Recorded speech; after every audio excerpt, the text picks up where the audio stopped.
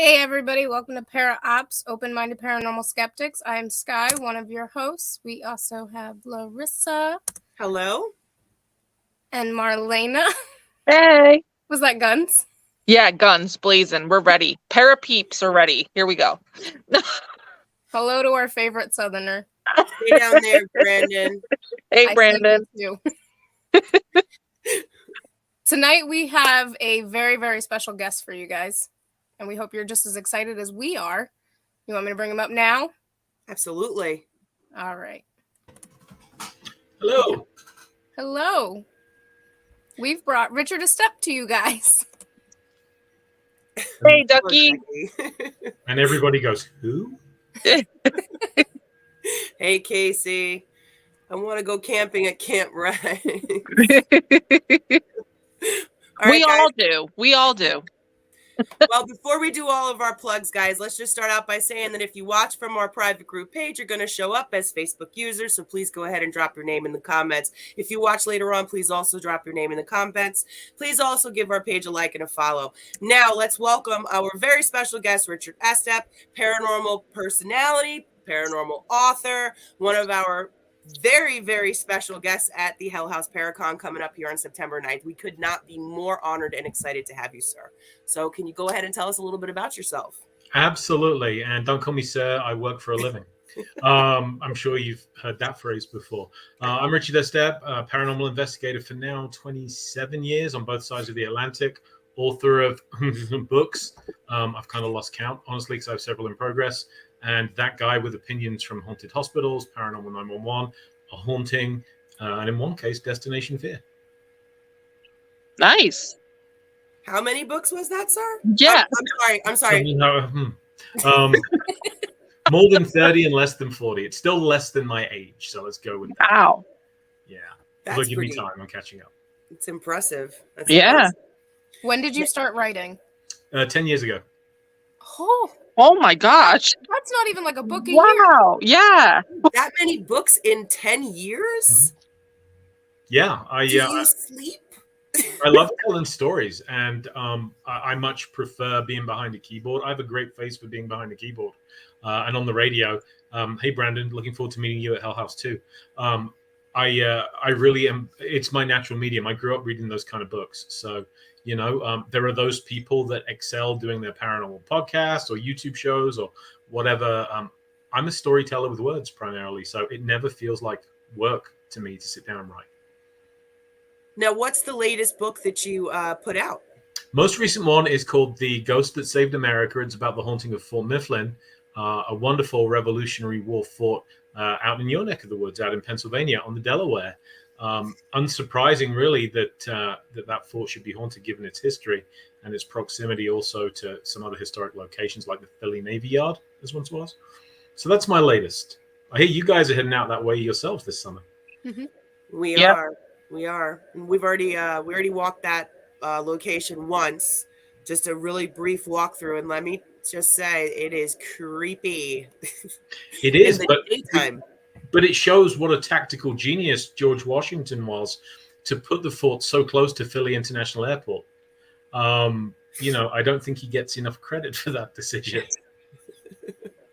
No, it's and even in the daytime, you can walk around there and you think you're hearing stuff, even with the planes flying overhead. It's alive. I mean, I feel like it's alive. It is. I think the past really comes alive at Fort Mifflin, and they do such a great job of keeping history alive with their reenactments. It's one of those places you can walk around and just touch the ramparts. You can stand on the edge of the Delaware. You can imagine what it must have been like when Fort Mercer was across the river. I don't want to go into too many details because I know you want to go in cold, but it takes no imagination to be there and to cast your mind back to the 1700s, does it? No. Now, I do want to know what your favorite part of Fort Mifflin is. Well, favorite versus most active are two different things, right? So my favorite part, honestly, is standing on the ramparts. Directly looking over the Delaware. They have a cannon, which they were nice enough to let me fire, and they salute U.S. Navy vessels when they go up and down the river by firing the cannon. I think that's wonderful. So standing there, catching the breeze, looking down the river, and just letting the history go through you is my favorite part of Fort Mifflin. Okay, that's awesome. And the most active part, in your opinion? Hands down, it's a toss up between casemate number 5 and the officers' quarters. Okay. Those are the two that we found incredibly active. And I would definitely advise, not that you're asking for my advice, but the officers' quarters, going in with a primarily female team, tends to be the best way to get results in my experience there. Now, when we did our little walkthrough, I took my thanks, Brandon. When we did our little walkthrough, we took my 6-year-old daughter in there, and she's gifted, and she sat down in a chair, and there's a chair behind her, and she turned around and she said, "Well, hello, sir," to the empty chair. And as somebody got up, and she went, "Well, thank you," and got up and sat in the chair. I was like, yeah, I know the officers' quarters are very active. I kind of felt like I kept seeing people walking behind in the alleyway. Yeah. I would say the female members of my team, who are all very strong females, as most women in the paranormal field are, they definitely had some unpleasant negative experiences in there, but they were more than capable of holding their own ground. And we found that putting males in that environment dampened things up a little bit. So oh, wow. I would send the lads to the casemates and the ladies to the officers' quarters if I were doing it again. Now, I believe we're going to be sleeping in there. You'll probably be sleeping in the bunk room, which is the enlisted men's quarters. Okay. Thank goodness, because that has the air conditioning. Yes, that's right. The one across is the one that doesn't. The one that's 90 degrees and catty corner to it, which has 2 levels and a staircase on the outside. That's the officers' quarters. So I won't be staying in there. No. I wouldn't either. Not least because there's no AC. But exactly. All right. So we have 2 clips there from a trail cam. So Hell House, the first investigation we ever did at Hell House was September 9th, 2021. So ironically, the universe coming full circle, right? 2023, September 9th is going to be our first Hell House Paracon. So isn't that like ironic, right? We set up trail cameras and we put them around, and this trail camera footage I just happened upon it a couple weeks ago. We were kind of running out of stuff to put on our op show, and we lost our evidence review technician, and I was like, oh, what can I do? So I was going through old footage, and you have to watch this like very carefully, because if you don't watch it carefully, you'll miss it. And it was in a split second I saw it and I said, oh my God, how did we miss this? So the trail camera goes off and there's something very fast that happens. And as you know, trail cameras go in frames. Mm-hmm. And you'll see under the table there's a ghost ball, and the ghost ball goes off. And then in the next clip, there's something that happens on the other side of the frame. So I'm going to show it quite a few times because you'll have to watch it quite a few times to catch it. Okay. I don't know what I'm looking at. We've watched it. Hey, Frank. We've watched it a few times. So let's see if we can get your take on it. It's in the first, Sky? Second to 2 seconds of the clip? In the first clip, yeah. And in the second clip too, I believe. So you got to watch the left side of the frame. Oh, it's Sky's birthday too. Happy birthday, Sky. Thank you. I'm not ignoring the comments. No. We should have opened with that. Happy birthday, Sky. Yes, happy birthday. Thank you. All right. Do you want me to play the first one and then we'll talk about it, and then the second one? Yeah, we should play it as many times as it takes for Richard to see it. Okay. All right.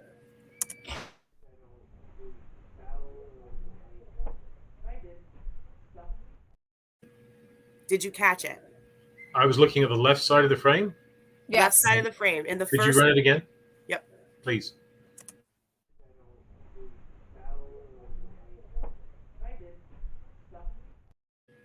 I didn't see anything obvious on the left side. Look at the bottom of the white closet door. That'll be the best way for you to see it. Okay.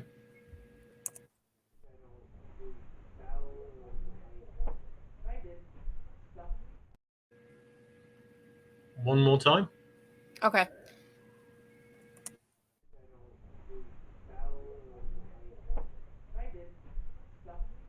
Slight fractional discoloration there. Yeah, you have to like physically stare at that part, and then you can follow it, and you'll see that the ghost ball goes off as you follow. Hmm. Do you want it played again? I'm good, but if the audience want to see it again, that's entirely up to you. Frank says shadow.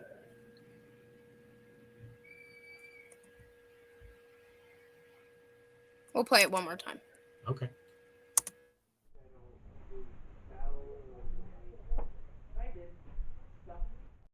Actually, give it to me one more time, would you, Sky? Yeah.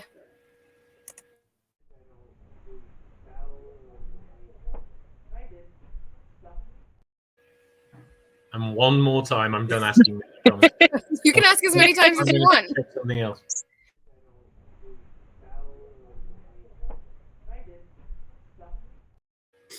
So I think the cat ball's going off before the shadow appears, correct? I don't know. I didn't notice that. We're going to go again. Mm-hmm.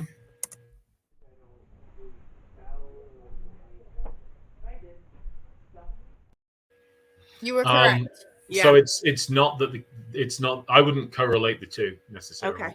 Okay. Cat balls respond primarily to vibrations, and the trouble with these kind of IR cameras is that you get these small areas of pixelation depending on what resolution you are capable of getting on it. So it's interesting though the way that it kind of flips across from left to right. If only we had another camera covering the whole room, we would be able to rule out anything natural causing that. And we don't, because back when we did this, we really didn't have a lot of equipment. It was in the beginning. Now we do have the other frame where you'll show it kind of going through the right side of the screen where it moves through the bed. Okay. And is it the same camera that was caught on? Yes. You want that one now? Yes. Yeah, seemed like a good time to look at it.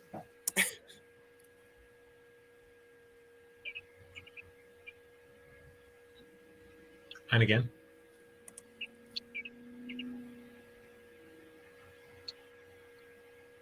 How much later than the first piece of footage is the second? Seconds. It's a trail cam, so it's like in 1 to 2 second. Oh, okay. So you're catching. It does look like a shadow passing from left to right, but it's caught between two chunks of time on the trail cam's hard drive. Right. What resolution? And there's no picture. Okay, what resolution is the trail cam at? Do you know? That I don't know. I'd look at the model and look at the packaging, but it's interesting for sure. I mean, the way to debunk it, or at least to begin with, would be to put the camera right back there, walk behind it, walk through the hallway, see if you can replicate it with somebody walking around off camera.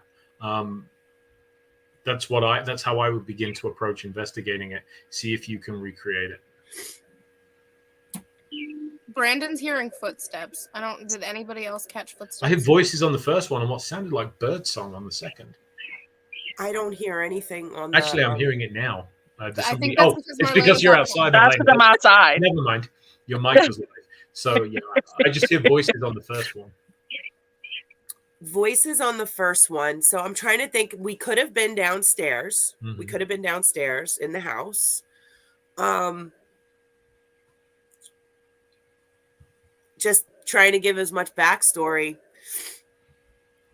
Let's run the first one, if we may, Larissa. Let's run the first one more time and listen to the audio. Yeah, we can run it as many times as you want. That's what we usually do.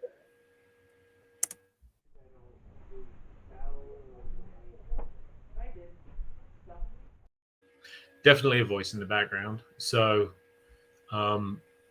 if the house wasn't empty at the time, that means we have somebody in it, of course. That means we may have somebody moving around. So it's tough to say, right? Without controlling all those parameters. There were people in the house. We definitely were downstairs somewhere investigating. So I come from that old school of if in doubt, throw it out. Because unfortunately, I've been burned enough times in the past with my own stuff where I get so excited and then realize, oh, hang on though. That was somebody's voice or that was somebody stepping around. So it's tough to say for sure. Now the movement of the shadow, what intrigues me about it is how fast it moves though. Can a person make a shadow that moves that fast? Yeah, it all depends on the angle between the light source behind them, and how quickly they're moving and how close they are to it, right? If you walk at a closer distance past something that versus further away, then that affects the speed with which the shadow moves. So I do think that that's possible. Yeah. What I would do if I were investigating this case, and what I would do if you were going to use trail cams in Hell House or anywhere, would be to pair them up. This is one of the main reasons that I'm not a big advocate of investigating on your own, simply because if I see anything from a shadow to a parade of headless horsemen, that could be me seeing things, right? And with a camera, it could be artifact on the camera. If two sets of eyes or cameras catch the same thing, then you have a much more compelling piece of evidence, Okay. And also if you can kind of offset the angles. This is how I like to approach orb photographs, because I'll be straight up with all of you. I'm not a big fan of orbs for the most part. I've seen some interesting light anomalies, but having worked in a haunted hotel with dusty tunnels for 3 years, the number of people that brought me pictures of dust, and the truth is, if you get that same orb effect on two separate cameras covering the same part of the room, then there's something to that usually, because as we know, the orb is caused by the photons coming out of a flash. It's nearly always a flash bouncing right back in, and you get that orb effect. Well, if camera A does that, and then camera B, which is on a different side of the room at a different angle, should not show that same effect. If you see that light anomaly on two cameras at the same time, then you have something much more compelling. So if you're going to use trail cams, I would start pairing them up, covering the same piece of real estate, but from slightly different angles. Definitely. I did get a message from Alan. It's 1980 by 1080, I think he said. 1980 by 1080. Thanks, Alan. So yeah, always good to know the resolution on your camera and what it's storing on, because some of them allow you to dial down the resolution to make more use of your hard drive space, right? Your phone does that. You can choose the quality of your phone if you're going to shoot in 720 or 1080 or whatever it is. The lower resolution, the more artifact you get, the more likely that is to be artifact. The higher the resolution, the more likely you are to have caught something objective. And I agree with Casey in the chat, who says redundancy in evidence collection is a great help. Absolutely. Couldn't agree with you more. So that's very helpful. And that room happens to be one of the most active rooms in Hell House. We get a lot in there. So it wouldn't hurt to put more cameras in there when we investigate. I'm a huge fan of setting up a couple of cameras if you can. And I like pairing them up with some kind of meter. Putting the cat ball in there is a good idea. Put something in there like we can talk about REM pods later on, but I have a very specific way of using REM pods as well. But some kind of meter that might provide you that extra level of evidence, We usually do put a REM pod and K2 meters on the bed in there. That room in particular is a very active room. And I believe when you come to Hell House, you're going to be investigating on that Friday night. Wonderful. I'm looking forward to it. And I do use REM pods myself. I'm a big fan, though. I always make a Faraday cage, which you can do for $20, as long as you're willing to hit like your home bakery store. And REM pods are useless unless you put them in a Faraday cage. That they will be triggered by radio traffic, a passing fire truck, police car, ambulance. Any mounted radio will trigger a REM pod. Okay. But not if you put it in a Faraday cage. So I not only like to pair up cameras, but I'll use two REM pods side by side, one in a Faraday cage, one on its own. And it's much harder to explain when a shielded REM pod goes off. That's much more impressive in terms of evidence. Very interesting. I've never heard that before.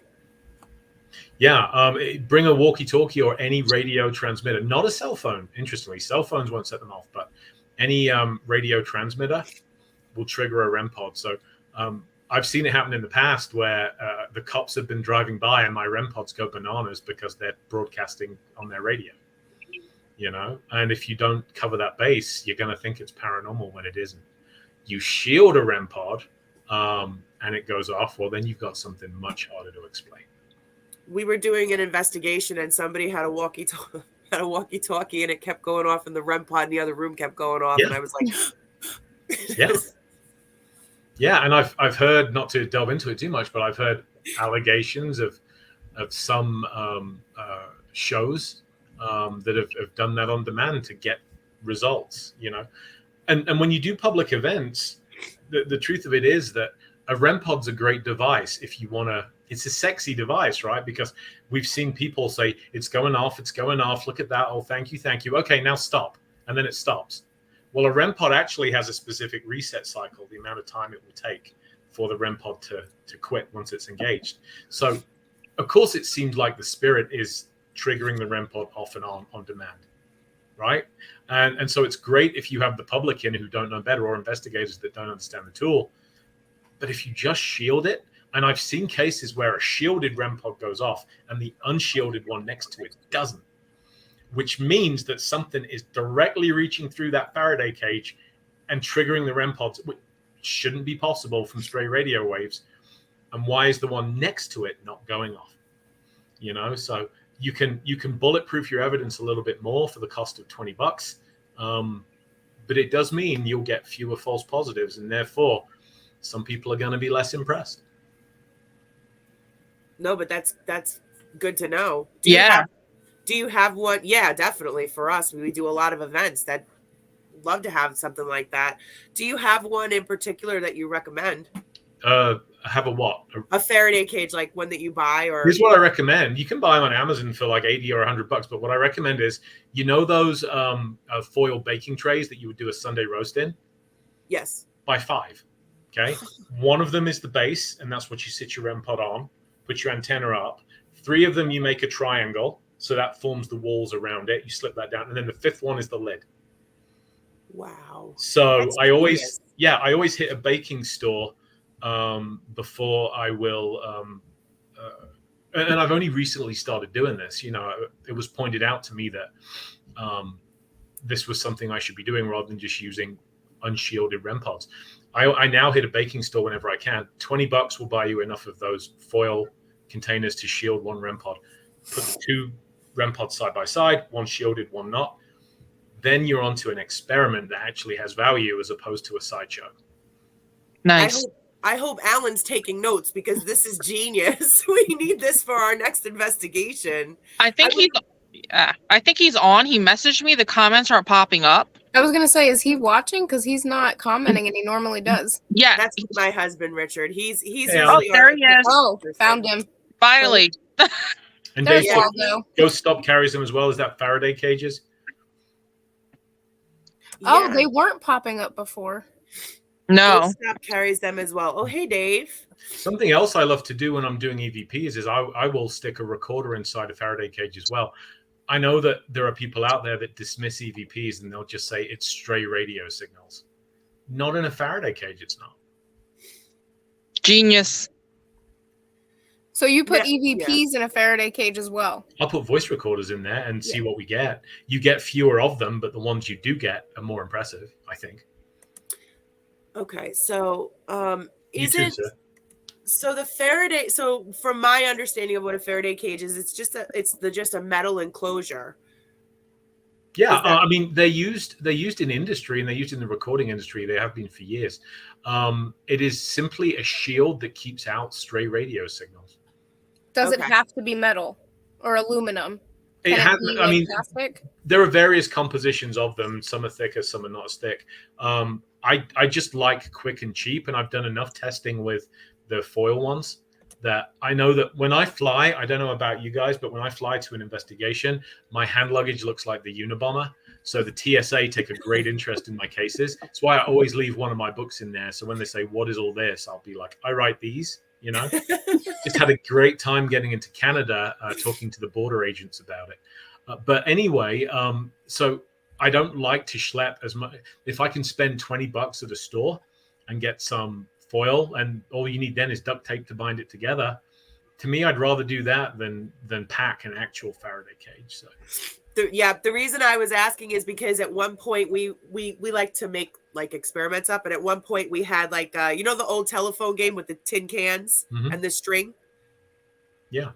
So we had the can, and we put the EVP recorder in it, and we put foil over the end of it. And then we ran the other string, and we were doing EVPs that way. And I was just wondering if that would be considered a Faraday cage. I think only if you encased a sensor device in it is it a true Faraday cage. It kind of makes spirit boxes. Putting a spirit box in there is real problematic because we know that spirit boxes kind of do that radio frequency hopping thing. And so you are just unlikely to get any radio signals in there at all. So it will kind of kill your spirit box, depending on whether you believe in those devices or not. But yeah, for REM pods and for some EVPs, I find they're indispensable. Lots of good stuff. Now, one more thing I want to pick your brain on, because you're giving us so much good information. How do you feel about the flashlight experiment? I mean, it's been conclusively proven that it's easily debunked. I used to use it myself, but the science behind it is simple. You unscrew it, you allow those contacts to be just close enough, and then there are, thanks to the electrical current, tiny fluctuations in temperature which cause expansion and contraction. I've seen a couple of cases where it really, well, one case that did blow me away was the flashlight trick, and the flashlight itself was pushed off of a table, which there's no way I'm debunking that, right? The majority of cases, though, I think it's the equivalent of pareidolia to us, that those tiny expansions and contractions are causing the circuit to be complete and then broken and complete and then broken. And we are really good as human beings, right, at seeing patterns in things that aren't really there.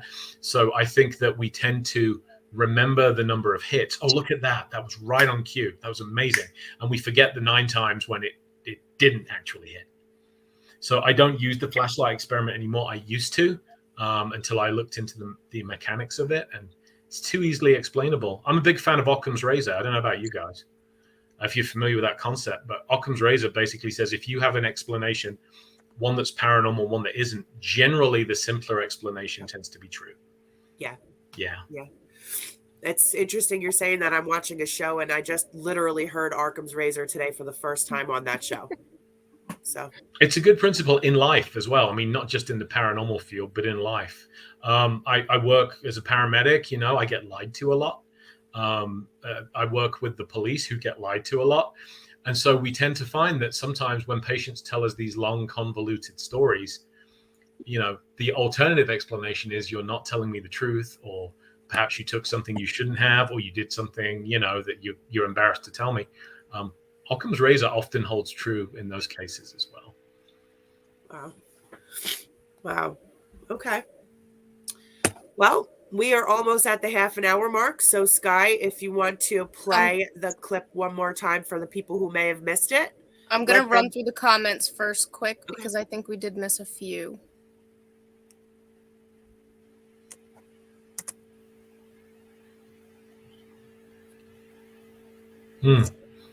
Yeah, I think that's a good point, Casey. I like the REM pod because I can hear it going off elsewhere in a building. So I like that audio cue. As someone who's a writer, I'm usually trying to document what's happening while my fellow investigators do the actual work. And so if I hear a REM pod going off in a room down the hallway, there's no one there to see it. I like to be able to know that's happening and not miss it. But I can see how it would be a distraction. I'm not sure if we answered this question before. Oh, well, what do you guys think, first of all? Static camera left alone in a room gets more activity. I don't think well, sorry about that. I don't think that it does. I don't think that it does. I don't think it matters. I don't think, I mean, like, I always wonder, a static camera. So we as Americans, you know, it's the same is true in Europe and Britain. We are on camera more now than at any other time in human history. They say the average American is on camera. If you go to the store, or if you go into any major town or city, 30 times, thanks to security cameras, Ring doorbells, you know, ATM cameras, all that kind of stuff. where are all the really compelling ghost photos that we're not seeing? I've always wondered this.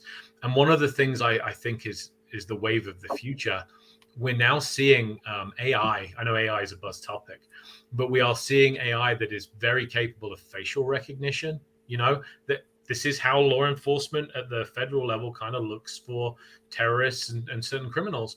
So I've always been curious, and I wish we could get the answer to how many times are those AI algorithms and cameras recognizing the faces of dead people in crowds? Right? That's a good. Yeah. Yeah. You would think that we now have the software that can look at let's say a sporting event, right? I'm not a sporty person, but for people that are, if you're a spirit, I'd imagine you would want to go check out your favorite team or, go to the ball game or whatever, and you don't have to pay to get in. If you're an apparition there, though, are you being picked up on cameras? I have a feeling we may be reaching that point with technology where it becomes more and more prevalent that we start to see an increasing number of Ring camera apparitions, Ring doorbell apparitions, and things like that. Ring doorbell EVPs were already a thing, right? I get quite a few Ring doorbell videos sent to me, the vast majority of which turn out to be like insects that were caught in the doorbell and stuff. But I wouldn't be at all surprised if we don't start seeing some that are a little more compelling as the technology gets better and more widespread. I've started to see stuff on. I don't like my Ring camera at all. I don't go out. I'm being very serious. Since we've only had our Ring camera a couple years now, I won't go outside of my house because of stuff that I've seen on my camera and heard on my camera. And maybe some of it's my imagination. I don't know, but I'm very unsettled by some of the stuff. So, like what? Well, put the cup down. Maybe it's a conversation for a different episode. Okay. Yeah. All right. I will say this. There is so I'm part of the Warren Legacy Foundation, and there's one person in my chapter who is not obsessed with, but in a healthy way. He really loves cryptozoology. And I sent him a picture of something that was caught on my Ring camera, and we still to this day cannot figure out what it is. And I won't go outside. After seeing that, I won't go outside. I don't know what it is. It's outside of my house. That's enough for me. Long before there were Ring doorbells, there were several cameras at Loch Ness in Scotland, and you could access them over the web. And somebody with a fantastic sense of humor took, I think, a huge fake eyeball, and they snuck up behind the camera and then just kind of brought it down. And I believe that, Sharon from Arkansas, who was just watching in the middle of the day looking for the Loch Ness Monster, had a heart attack because of it. So I think that they're open to pranking. And again, the problem with Ring doorbells is you have one camera. I wish people would mount two of them. I really, really do. For security, the more the better, right? But for our purposes as investigators, I want to see multiple angles. I really, really do. I don't. I think I'd be twice as scared. He's in the woods. In all fairness, I'm in the woods. Yeah, I mean, the woods are just scary in general, right? Correct. Yeah. You'll see, I live a mile from Hell House, so you'll get to be in the woods too with whatever crypto creature that was. Yeah. On my porch. I'll look forward to it. Maybe we'll have tea together. Oh my God. You can take it home with you to Colorado. See if the TSA allows me to do that. So Alan asks in chat, firstly, have I ever used a flashlight? Yes, I have. And I've never on one occasion only did I see an LED flashlight perform on cue, and that was at the Villisca Axe Murder House. And I do not have a good explanation for that. So if you are going to use flashlights, something that doesn't have that mag light screw on just to the point of contact, I would much rather use a simpler, cheaper flashlight. If you can get them switched on demand, then I'm impressed. And he asked also about the SLS. So I've used the SLS, and I was pretty negative about it. I made a couple of comments about it and was taken to task by Bill Chappell, who was, like the pioneer of using this for the paranormal. So he and I had a great 2-hour conversation about the SLS specifically. And I was just soaking all this up. It was so cool of him to share his expertise with me. And he said the big problem with SLS cameras is when people take them mobile. He said, if you're going to get potentially anomalous results on an SLS that you want to rule, is probably not a standing lamp or a door frame, or the brain of an SLS camera wants to see a human form, right? That software is trying to find a human form. And we've all seen them map into tall objects like pillars and lamps and stuff. He said the trick is to have the camera static. Don't be waving it around like a handheld camera or a pistol or whatever. You're going to get false positives out the wazoo.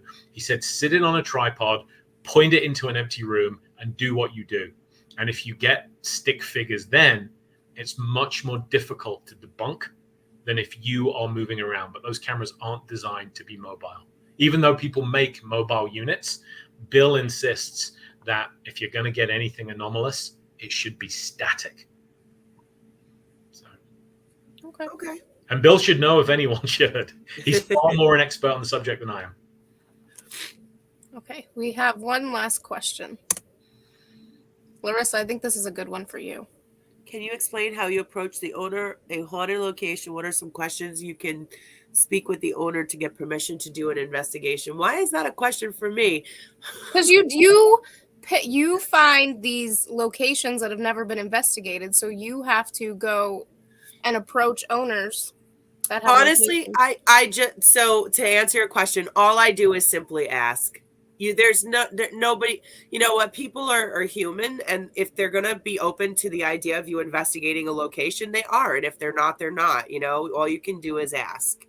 A lot of times a homeowner is either embracing the paranormal, or not a homeowner, a location owner, they embrace the paranormal and they want their location to be recognized for that part of the history, or a lot of times, other times I should say, they don't want that to be known about them. Mm-hmm. So you can only ask. Mm-hmm. Okay, That's all I do. I just ask. Yeah, we just ask. Send an email, ask, call them. Be polite. Yes. Yeah, don't be rude no matter what. Don't be rude. Don't be rude. And then we just have two statements from Shane. Instead of flashlights, use cat balls on a piece of paper and circle around them as yes and no, and it worked for them. Yep, if you can control vibrations, Shane, I totally agree with you. That's an interesting technique. Put it back up? Yeah, I didn't read. Instead of flashlights, use cat balls on a piece of paper. Oh, okay, gotcha. Cool. Okay. You guys are fast readers. And then he said that crypto is around you, Larissa. Thanks, Shane. All right. All right. I'm going to go ahead and play the clips. We'll do the first one. Or do you want them back to back?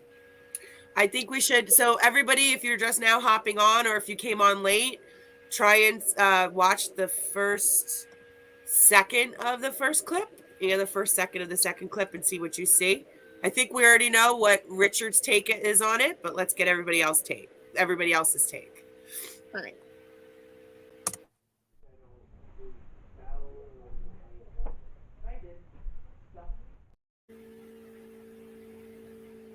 And then second. Yep.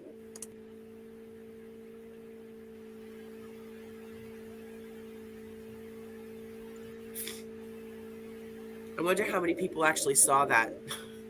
I don't know. The second one is it's so fast. Yeah. All right, I'll play them Reminds me both. of Peter Pan. I'm going to play them both one more time. Okay.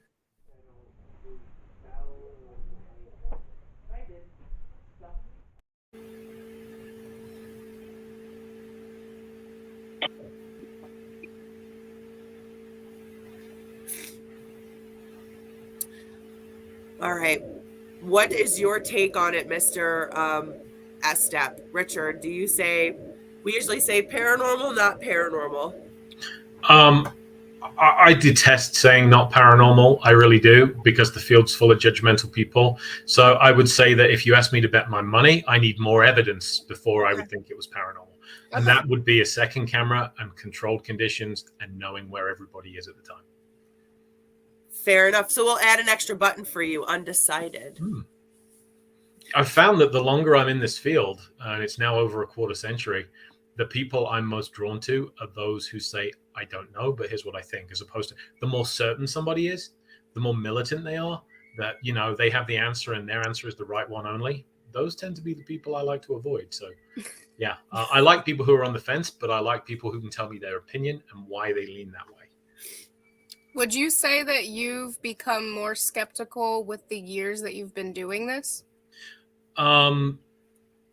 Skeptic is a term that gets a bad rap because it tends to people. X-Files did this to us, right? We saw Agent Scully who literally saw alien ships landing and managed to find an excuse.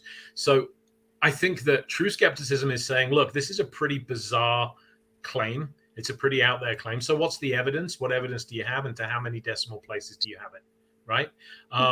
So to me, it's just someone that says, how compelling is the evidence? So the big problem we have, I think, is that now it is so easy to manufacture things that appear to be paranormal. There are people with a vested interest in doing it to make money for their own reasons, to get fame or whatever, that I'm most impressed by people that will ask me to look into their case and say things like, under no circumstances do I want my name put out there. Under no circumstances do I want any publicity, because that removes, a huge kind of aspect of potential fraud. So I think that as we've seen this explosion of interest in the paranormal field, we've also seen an explosion of fraud.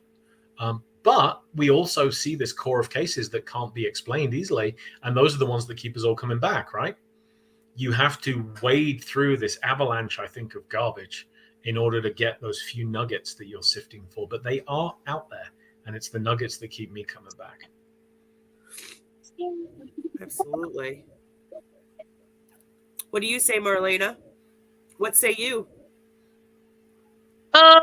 It's hard for me because I wasn't there for that one. That was one that I wasn't there for, but I know that room is active. So I'm over here like in the middle. I'm in the middle right now. Are you exercising your third button option? I am. Richard, you've created a button on the show that didn't. It's a wide fence. Join me on it. And I want to be real clear as well. I'm not saying that anybody, there's any fraud at play or anything like that. I'm saying that in a case like this, we have insufficient data, right? And that's so often the way with the paranormal, isn't it? How many times do you investigate a location and it's dead as opposed, and you just leave, you're dejected, and you get a call like an hour after you left? I was just investigating the Blumberg funeral home in Canada from the TV show. We brought a funeral home, and we had a pretty interesting time of it.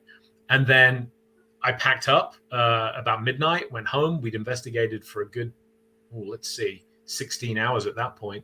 And the owners told me the next day there were footsteps stamping around on the second floor. When it was empty, we heard a scream in the house, So it's just kind of, oh man, the evidence sometimes seems to elude the investigators, or we're being toyed with sometimes. I truly believe that as well. Yeah. I think they do love playing games with us, maybe because sometimes we take ourselves too seriously, Or they need the entertainment. Yeah, I mean, who doesn't, right? Who doesn't? They don't have TV. They have us. They must be bored too. Imagine how bored you'd be. Yeah, absolutely. But no, I just want to be clear about that. I'm not saying that there's, in this case, it's paranormal or not. I don't know. But I love that you guys are opening it up and saying, what does everybody think? And keeping an open mind. Intellectual integrity is key in this field. The willingness to say, I don't know. I could be right. I could be wrong. Well, yeah, I mean, that's why we did this show. To be honest with you, the whole reason that this show came about is because in the beginning, and I think a lot of groups do this, in the beginning, everything was paranormal. We were like, oh my God, that's paranormal, that's paranormal. And then after a little bit of time, we went back and I would look at stuff and I'd be like, wow, that's so not paranormal, because you get experience and you're like, people start to take you under their wing and they're like, let me show you that this is not an orb. This is dust. Let me show you that this is background noise. It's not an EVP. So you start to learn, and you start to realize that you kind of feel a little dumb about some of the stuff that you thought was paranormal. So that's why we really did this show, was to put it out there and say, hey, even we made some really dumb calls. and I have too. I mean, we've all been there, and I think there's nothing wrong with that at all. There's only something wrong if you refuse to learn from them and then pass that knowledge on to others, So I'm very grateful to everyone that took me under their wing. I always appreciate when people are willing to keep an open mind on the subject. And just because a piece of evidence is debunked, it does not mean the place isn't haunted.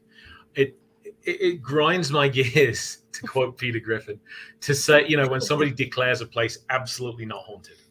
Well, why do you say that? Because I was there overnight and nothing happened. Okay, great. On an ambulance, I will often post at a 7-Eleven or a convenience store because I need somewhere through the night where my 50-year-old bladder can go pee, right? In all my years as a paramedic, I have yet to see a convenience store get robbed. Okay? I would be an idiot if on the basis of that I said convenience stores don't get robbed. This convenience store has never been robbed. I've been there so many nights and it's never happened.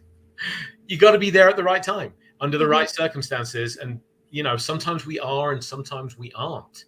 And I think we live in a culture now that we expect to go into a place for 8 hours for one night and declare it haunted or not. You look at the great cases like Borley Rectory in England with Harry Price. He was there for a year with a team of investigators, that were living on site. That's an investigation. And I think if we were all independently wealthy, we'd do it that way, right? Unfortunately, we have jobs and a living and stuff like that. But there are some locations out there which are essentially long-running paranormal research labs that are getting investigated day in, day out, night in, night out. So. No, that's right. Yes. That's right. No, agreed. I went into Rolling Hills and for lack of a better term, it was dead. I got nothing. And it's Rolling Hills Asylum. People go in there all the time and they get tons of stuff. I was there for 5 hours walking around. I think I heard maybe a door creak. I was so frustrated. Mm-hmm. But you know what? I know it's haunted. Of course it's haunted. I know there's activity there. It just wasn't happening for me that night. So I agree with you. It's ridiculous. I think sometimes our worst enemy is our own expectations in this field. And there's a real temptation, isn't there? Because not picking on Rolling Hills, but any location, whether it's Waverly Hills or you name the place, but you pay to rent a location, which I'm very okay with. Location owners have to keep the lights on and the roof in repair. And so, there's a temptation to say, well, I spent X amount to rent the place. How much money in gas and food and batteries? My goodness, the batteries that we spend money on. To spend all that money and give up a night or a weekend and get nothing, that doesn't sit well with most of us. And so if you're not careful, there's a temptation to try and turn any creaking door into something that validates my time and my money. Right. As opposed to if you go in there with zero expectations. A good example for me personally is Bobby Mackey's. The quietest night, I've heard the so-called portal to hell, right? I had literally nothing happen at Bobby Mackey's whatsoever. I'm not saying the place isn't haunted. It just wasn't active for me on that one night of the year. I've talked to people, though, that will say it is absolutely the most active place of their career. Same thing with me at Bobby Mackey's. Almost nothing happened for me that night, but I've heard people say that it was this incredible experience, and I'm thinking I drove all the way to Kentucky. Right. Dave asked if some people can be repellents for the paranormal. I know we joke a lot that maybe the spirits just don't like us when they don't do anything. I think that a lot of it comes down to the mindset and of the people that are investigating. I think you have to be somewhat open to the possibilities. I always say I'm as sensitive as a house brick, which is true. I do not get sensations, feelings, things of that nature. But I do keep an open mind, and I have had some experiences. But I also think that if you go and you're in the wrong mood, if you are not in a good emotional state, if you are fatigued, if you're exhausted, you've had the week from hell, I think all of that, the investigator themselves plays a role in whether they're going to be interacted with or not. What do you guys think? I agree. Yeah. We've had some people come in that have had some issues of their own going on, and you could tell when they walked in and they walked out not feeling so well. Yep. Sometimes I even joke around to my teammates and I'll say my psychic is broken. She says I just I feel like off, and I can't read, or I don't pick anything up. I think it just depends on the person. And I think with psychics, talking again about expectations, some people have, and I've worked with psychics that were excellent. I've worked with psychics that delivered nothing whatsoever and everything in between. And I think there are a number of genuine ones out there for sure. And I think it's got to be frustrating for a genuine psychic who people have this expectation that you can just flip a switch and you have a phone line to the other side, which every psychic I've talked to that I've, found that I've had respect for their talents, they all tell me the same thing.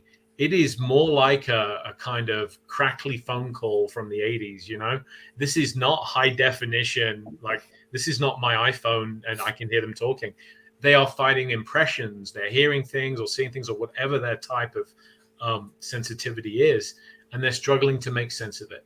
So I think a lot of us have to temper our expectations of what sensitives can deliver. It's also frustrating. It's also frustrating for us too, because we are expected to just deliver. And there's so many times that I walk into a location and I don't get anything. Mm-hmm. And I'll say, my big thing is, not all spirits like everybody, not all living people like everybody. Maybe they don't want to talk to me. I don't walk into a room and want to talk to everybody either. And there's also, I think, this assumption we've made, and we really need to look at this as a community, that a haunted location is haunted all the time. It may not be haunted at 3:00 in the afternoon on Bank Holiday Monday. It may be active as all heck on the anniversary of something that took place there, something meaningful. I mean, a good example I like to give is that I was fortunate enough to spend several days investigating at Ashmore Estates. I don't know if you're familiar with that location, but it was a poor farm. And we got almost nothing after 10 o'clock at night. Most of our activity was in the day. And the owner, Robin Terry, one of the nicest people in the paranormal field, said, well, think about it. Ashmore was most active during farmers' hours. Right before sunrise, through the day, you're working the field. You come back at sunset, you eat your supper. And then you were in bed by like 7:30 or 8. And you're surprised you're not getting any activity after 8 p.m. Yeah. It doesn't mean the place isn't haunted. It's just not haunted all the time. And I think we really need to bear that in mind. Yeah, that makes perfect sense. Now, where is that place? Ashmore? It is down in Illinois. And getting there, it looks like Children of the Corn. You drive through these enormous rows of corn. It's a phenomenal location, and I can't recommend it enough. Ashmore. Okay. Ashmore Estates. Yeah. Okay. I think I'll be checking that one out. So Robin, I sent you. He's a wonderful, wonderful human. Robin, you said? Yep, Robin Terry, who is the owner. Wonderful guy. Sounds and good. Great location. Thank you. Always looking for new places to explore. Ashmore did not disappoint. Have you ever, just a side note, have you ever investigated at the Biltmore? No, I have not. Okay. I haven't either. I just wanted to know. Marlena and I stopped through there, and I don't know if you've ever even been there, but it's incredibly beautiful. It's beautiful. Is it a hotel? What is it? Oh, it's a sprawling. It's a castle. Oh, okay. And a estate in North Carolina, and it's got rose gardens, and it's so enormous we couldn't even see it in one day. It has its own village, its own winery. And then, I think another 1.5 to 2 mile hike down is the actual castle, which has 100+ rooms. Oh, yeah. So it's huge. All haunted though. It's nice. It was gorgeous. But I just wondered if you had ever been there, because it is haunted, and I don't think anybody's ever really investigated there that I've known of. So I have a bucket list a mile long, and mine spreads multiple countries. So whenever I get home, which is usually twice a year to the UK, I usually get some investigation in there as well. So I hope to get as many locations investigated and written about as I can before I'm on the other side of things, finding out those answers at first hand. There you go. All right, Sky, it's time to get skeptical. All right. Here, because we were talking, these were our commenters' opinions. Okay. On the clip. And hi, Brandon. I get to say hi to you earlier. I saw he said hi to me. Frank said third button. Third button. Casey's going with the third button as well. He's not able to commit either way with what he could see from there. Richard, you have created commitment issues on my show. Same with Shane. Mhm. Another camera would be more definite. And Alan is asking permission for more cameras. Oh God. Why not? Nice place. Nice place. Well played, sir. Yes. Well played. So All right, we're gonna guys. go with the third button. The Undecided. jury is out. We'll go on. Okay, well, it's a hung jury for this one, guys. All right, I'm going to play these two clips in a row real quick before we end.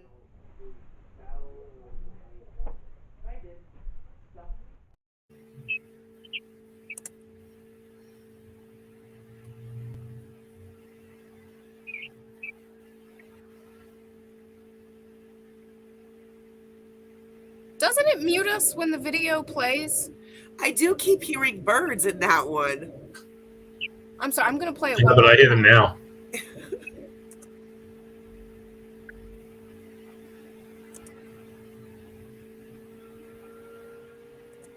It was It must have Marlena. been Marlena. It was Marlena. It didn't mute for some reason. It normally I mutes don't know. I'm over here like, He pleads the third button. Okay. If you guys watch this in the future, please comment. Let us know what your thoughts are. If you choose the third button option, just hashtag third button at this point. Thank you, Hashtag hung Richard. jury. yeah. Thank you for joining us, Richard. Thank you for having me along as a guest. I look forward to seeing you guys in person later this year. We're super excited. I can't We wait. are. And to looking have forward you investigated Hell House. with multiple cameras that Alan is going to buy. Yes, we'll bring them for you. And thank you, everyone that wished me a happy birthday. It's greatly appreciated. Join us. We have a show on Monday, Larissa. Oh, Just join us Monday at 7 p.m. Eastern Standard Time for another episode, and Wednesday at the same time. We hope to see you there. Keep an open mind. Don't be a skeptic. That's what I was forgetting. I was waiting. Thank you, Richard. It was a pleasure. Thanks, everybody, for watching. Don't remember to like and follow our page and head over to YouTube and give us a subscribe. Thanks again, guys.